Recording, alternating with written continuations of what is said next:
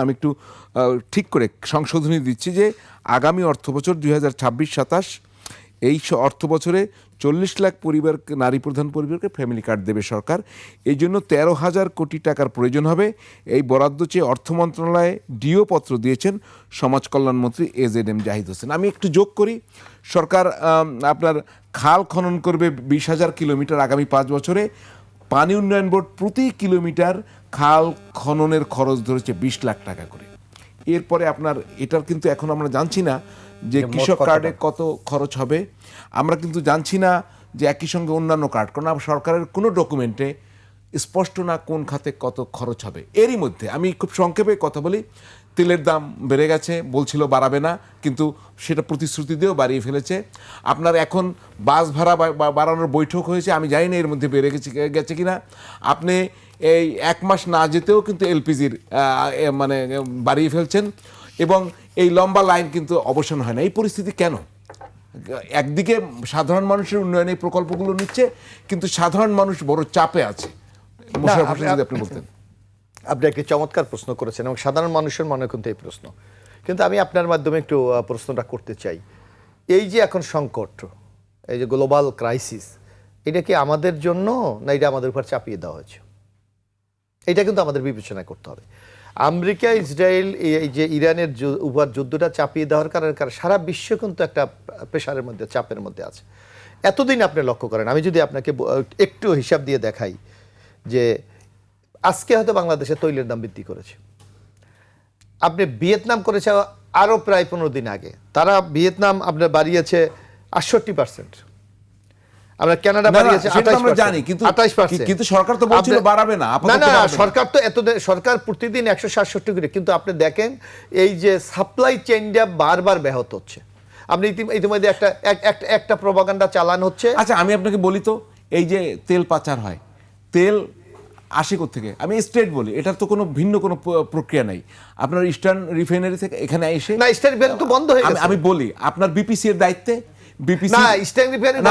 আমি বললাম যে তেল বাইরে গেল, আমি সংক্ষেপে শেষ করি, যে তেল বাইরে গেল এটা বিপিসি পুরোটা কন্ট্রোল করে, ডিলার আছে, পেট্রোল পাম্প আছে। তো এখান থেকে তেল কিভাবে কালোবাজারে যায় বলেন তো? না, পুরোটা কালোবাজার। আমি একটু কথা বলি, এখন আমাদের আপনি এই যে বলছেন কেন ইস্টার্ন রিফাইনারি, এটা কিন্তু মানুষের মধ্যে প্রশ্ন যে কেন বন্ধ হয়ে গেল। এখন আপনি যে ইস্টার্ন রিফাইনারি ক্রুড অয়েলকে তারা রূপান্তরিত করে এটা ডিজেল, পেট্রোল, অকটেন করে, কিন্তু এটা 2 জায়গা থেকে আমরা কালেক্ট করি, একটা হলো সৌদি আরব, একটা হলো কাতার। এখন তো এই সাপ্লাই চেইন তো নাই, জানি যে সাপ্লাই চেইন বন্ধ, তো আপনি কেন মানুষকে বলেন বাস্তব অবস্থা আগে কেন বোঝেন না? বাস্তব আছে, আপনি এখনো পর্যন্ত বাস্তব অবস্থা আগেই কেন ক্লিয়ার করেন না? এইটা তো আপনার যদি ওইটা বন্ধ হওয়ার কারণও আপনার কি তৈলের সংকট আছে, আপনি দেখবেন রাস্তায় লাইন হয় কেন? হ্যাঁ, লাইন। এইটা হলো মানুষের মধ্যে একটা এই যে একটা ক্রাইসিস অ্যাটিটিউড যে মানুষের মধ্যে আছে, এইটার কারণে এটা হচ্ছে। আচ্ছা, এটা অস্থিরতা, আর কিছুই না। আপনাকে আমি একটু আপনাকে উদাহরণ দেখাই। আপনি ট্রাস্ট ফিলিং স্টেশনটা তো দেখেন, জি, মাননীয় প্রধানমন্ত্রী কার্যালয়ের সামনে, সেখানে 2025 সালের 25শে মার্চ পর্যন্ত চাহিদা ছিল ডেইলি 5,400 লিটার, কিন্তু এখন 1900 লিটার দেওয়া হওয়ার পর হচ্ছে না। তাইলে কি গাড়ি কি বেড়ে গেছে? ঠিক আছে, আমি আরেকটু বলি, যদি আপনি তৈল ক্রাইসিস হইতো তো রাস্তায় আজকে এইভাবে হিসাব দেয়, চালাইতে পারছি না, এইভাবে হিসাব দেয়, তৈল আছে কিন্তু মানুষের মধ্যে একটা অস্থিরতার কারণে একটা সামাজিক এভাবে হিসাব দেয়। আমি বলি যে বিদ্যুৎ প্রতিমন্ত্রী একটা বক্তব্য শুনছিলাম, উনি বলছিলেন আমাদের চাহিদা এত, উৎপাদন এত, ঘাটতি 600-700 মেগাওয়াট, কিন্তু আমাদের সঞ্চালন লাইনের যে ঘাটতি 30% আছে ওটা ওনার মাথায় নাই। আদিব, আপনার কাছে জানতে চাই, ম্যানেজমেন্টটা কি হচ্ছে? মানে সবই সংকট বুঝছি, কিন্তু এখানে তো ম্যানেজমেন্টের জায়গা, যে এখান থেকে নিতে চাই সংক্ষেপে, আমার 2 মিনিট শেষ করতে হবে। অস্থিরতায় আসলে জনগণ না, সরকার নিজেই খুব অস্থিরতার ভিতরে আছে। কারণ যার কারণে সে হচ্ছে একবার বলতেছে যে তেলের দাম বৃদ্ধি পাবে না, তেলের মজুদ আছে, কোনো ধরনের সংকট নাই, সংসদের অনবরত মন্ত্রী এবং তারা বলে যাচ্ছেন, কিন্তু কি করলো, তেলের দাম বৃদ্ধি পাবে না। গতকালকে আমরা দেখলাম যে আপনার 20 টাকা 19 টাকা, মানে অকটেন ডিজেল থেকে শুরু করে 20 টাকা 19 টাকা করে আপনার প্রায় প্রত্যেকটা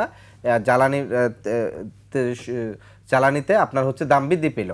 একই সাথে হচ্ছে যে সরকার বলতেছে যে কোনো সংকট নাই, তাহলে তেলের পাম্পে যে লাইন, মানুষ হচ্ছে ঘন্টায় ঘন্টায় না, মানে মানুষ হচ্ছে প্রায় একদিনের কাছাকাছি সময় হচ্ছে তারা হচ্ছে গাড়িতে বসে হচ্ছে যে আপনার হচ্ছে অপেক্ষা করছেন, অনেক জায়গায় হচ্ছে আপনার প্রায় মারামারির পর্যায়ে চলে যাচ্ছে। ফলশ্রুতিতে এই যে তেলের যে দীর্ঘ লাইন, সেই দীর্ঘ লাইন কেন জন্য, যদি তারা তেল যদি পর্যাপ্ত পায়। দ্বিতীয়ত সে সরকার কি এইটা ইচ্ছাকৃতভাবে করছে কিনা সিন্ডিকেটের কাছে, কিংবা সরকারের ভিতরের একটা অংশ সরাসরি সিন্ডিকেটের সাথে জড়িত কিনা, যে তেলের দামটা বৃদ্ধি পেয়েছে। আজকে আমি দেখলাম যে কিছুটা হলে পাম্পের লাইন কিছুটা কমেছে, কালকেও যেখানে হচ্ছে ধরেন হচ্ছে আপনার ইউটার্ন নেওয়ার আমরা জায়গায় একদমই শেষ করতে হচ্ছে। সেই জায়গা ধন্যবাদ। থেকে মনে হচ্ছে যে সরকারের ভিতরের একটা অংশ ধন্যবাদ সরাসরি আরিফুল ইসলাম আদিব, syndicate জ্যেষ্ঠ করে যুগ্ম তেলের আহ্বায়ক মূল্য এনসিপি। বৃদ্ধি করার সাথে এই ধন্যবাদ জায়গাটা এ বি এম ছিলেন। মোশাররফ হোসেন, সংসদ সদস্য এবং বিএনপির কেন্দ্রীয় প্রশিক্ষণ বিষয়ক সম্পাদক।